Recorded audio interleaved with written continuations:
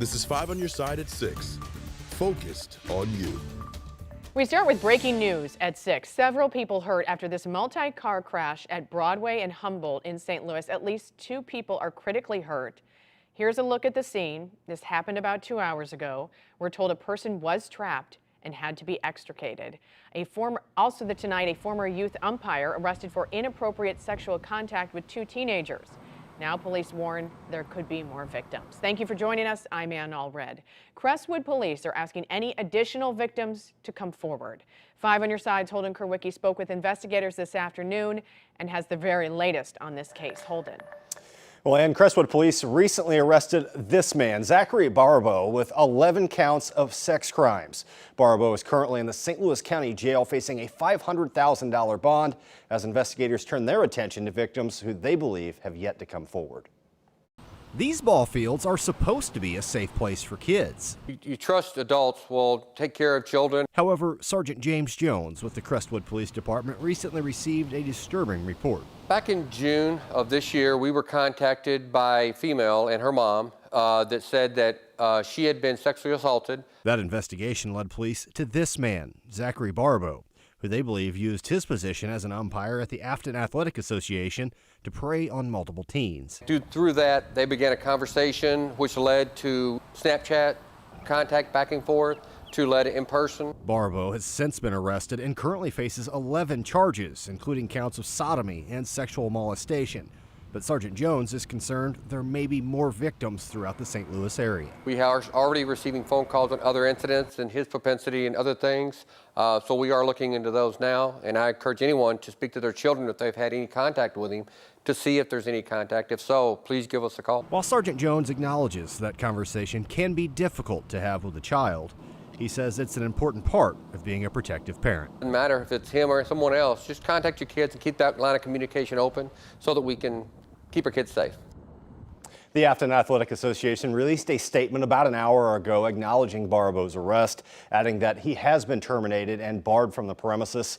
While officials with the club are cooperating with the investigation at this time, they do not believe any of the alleged conduct took place on Afton Athletic Association property. Ann? Convicted child predator Tommy Wayne Boyd may be in custody, but the investigation into how he spent his 16 hours on the run Thursday is far from over. The Potosi inmate escaped yesterday while being treated at Mercy South Hospital. You just saw video of him walking out of the hospital lobby. Just a few hours ago, our Christine Byers spoke to police about how he spent his quick taste of freedom. And Christine, I was just dumbfounded when I heard how he spent his day. That's right, Ann. Applying for a job, hitchhiking, eating a hot dog at a voter registration event, and possibly hiding in sewers. Those are some of the peculiar ways St. Louis County Police say Tommy Wayne Boyd spent his 16 hours on the run Thursday.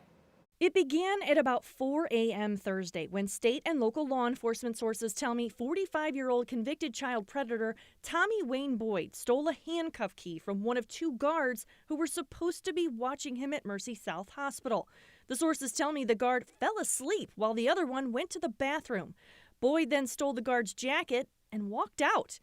Where he went for the next 4 hours is still a mystery. Lieutenant Colonel Jason Law says he may have hidden in a sewer. What we're trying to do is confirm that by either camera or by passerby of somebody maybe seeing him get out of the sewer. He did some peculiar things along the way. The next sighting happened at about 8 a.m. when Law says Boyd hitched a ride from a stranger at a gas station across the street from the hospital. That Good Samaritan called us later with all the details of what transpired. He was spotted along Arsenal. He walked into a quick shop and attempted to apply for a position. At about 10 a.m., police saw this selfie on social media. We did identify her, but right now the relationship with her is unknown. Around 1 p.m., he went to a voter registration event at Tower Grove Park. He apparently answered a couple of political questions and got a free hot dog. Law says police missed him by about 15 minutes. From the time the tip came in to Crime Stoppers and we relayed our resources in that area, he had already left Tower Grove Park. The trail seemed cold until just before 8 p.m.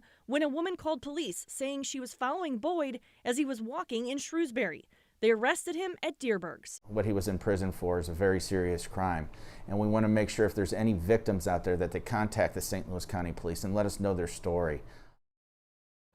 The Missouri Department of Corrections issued a statement early this morning saying the guards that were in this case had violated security protocols and appropriate discipline had been given.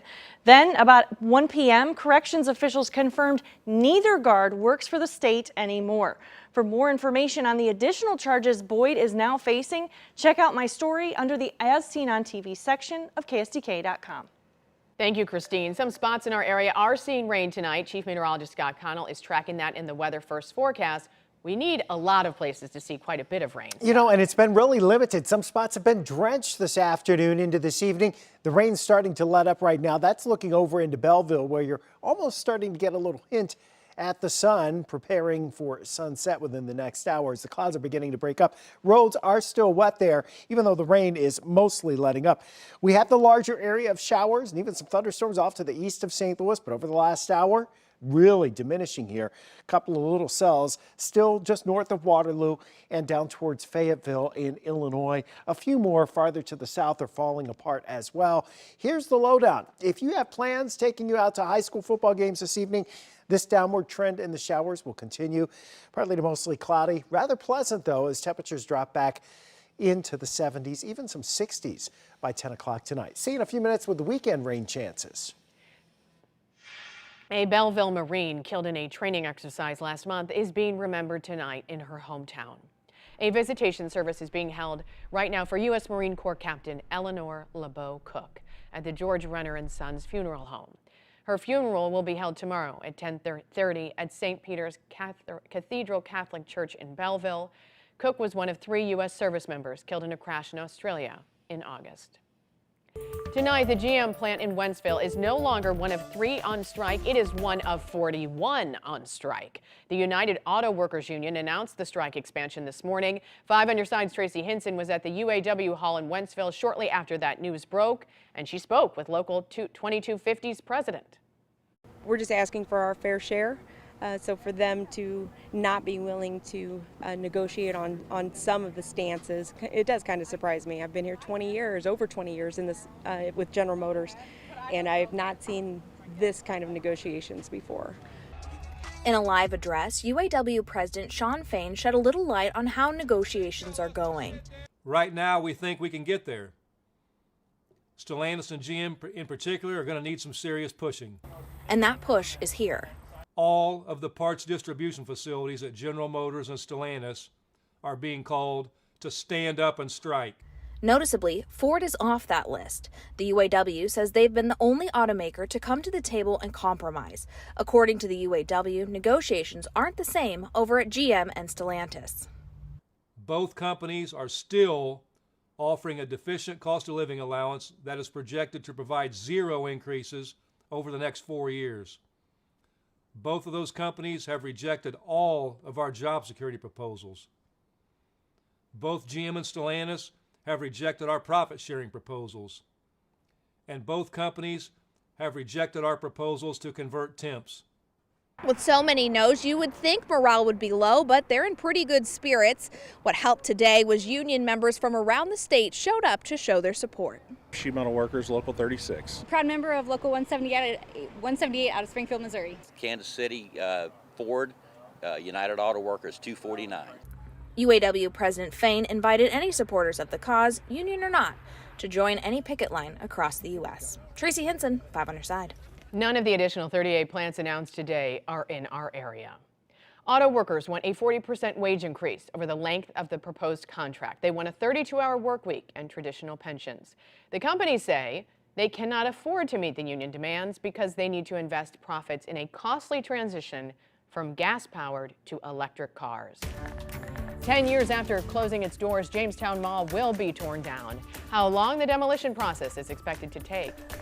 Nurses at St. Louis University Hospital are holding a one-day strike. The concerns they say they have about them walking off the job.